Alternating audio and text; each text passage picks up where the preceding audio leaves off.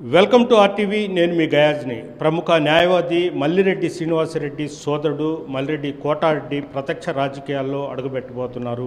ఆయన ఈరోజు తాడేపల్లిలోని రాష్ట్ర ముఖ్యమంత్రి జగన్మోహన్ రెడ్డి సమక్షంలో ఆయన వైఎస్ఆర్సీపీ పార్టీలో చేరబోతున్నారు. దీంతో నెల్లూరు రాజకీయాల్లో ఒక చర్చ అయితే జరుగుతుంది. ప్రధానంగా మల్లిరెడ్డి కుటుంబ నేపథ్యం ఏంటో అని కూడా మనం తెలుసుకుందాం. ప్రస్తుతము మల్లిరెడ్డి కృష్ణప్రసాద్ కుమారులే మల్లిరెడ్డి శ్రీనివాసరెడ్డి, మల్లిరెడ్డి కోటారెడ్డి.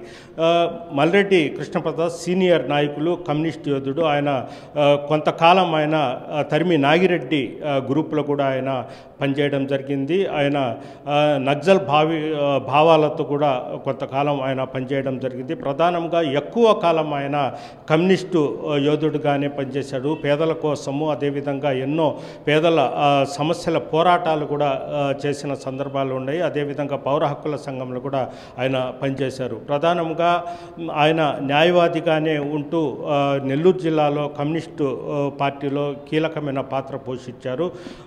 ఆయన నేదురుమల్లి జనార్దన్ రెడ్డి సమకాలికుడు. నేదురుమల్లి జనార్దన్ రెడ్డి కాంగ్రెస్ పార్టీలోకి వెళ్ళి ఆయన అంచెలంచెలుగా సీఎం స్థాయికి వెళ్ళినప్పటికీ మల్లిరెడ్డి కృష్ణప్రసాద్ మాత్రము పేదల వైపు ఉంటూ ఎన్నో భూ పోరాటాలు, అదేవిధంగా ప్రజా సమస్యల మీద పోరాటం చేస్తూ కమ్యూనిస్టు పార్టీలో ఉంటూ ఒక సీనియర్ న్యాయవాదిగానే ఆయన తుది శ్వాస వరకు కొనసాగించారు. అదేవిధంగా కృష్ణప్రసాద్ సతీమణి మణెమ్మ కూడా కొండపల్లి సీతారామయ్యకు సమీప బంధువు అని కూడా మనం చెప్పుకోవచ్చు.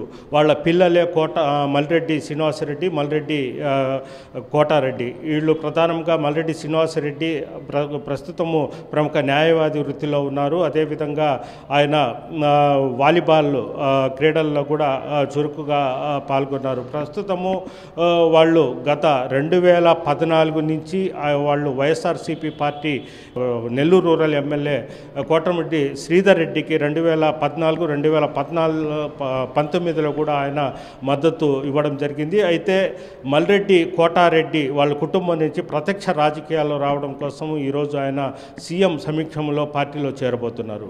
మరిన్ని వీడియోస్ కోసం ఛానల్ ని సబ్స్క్రైబ్ చేయండి. లేటెస్ట్ అప్డేట్స్ కోసం వాట్సాప్ ఛానల్ ని ఫాలో చేయండి. అండ్ లింక్ డిస్క్రిప్షన్ లో ఉంది.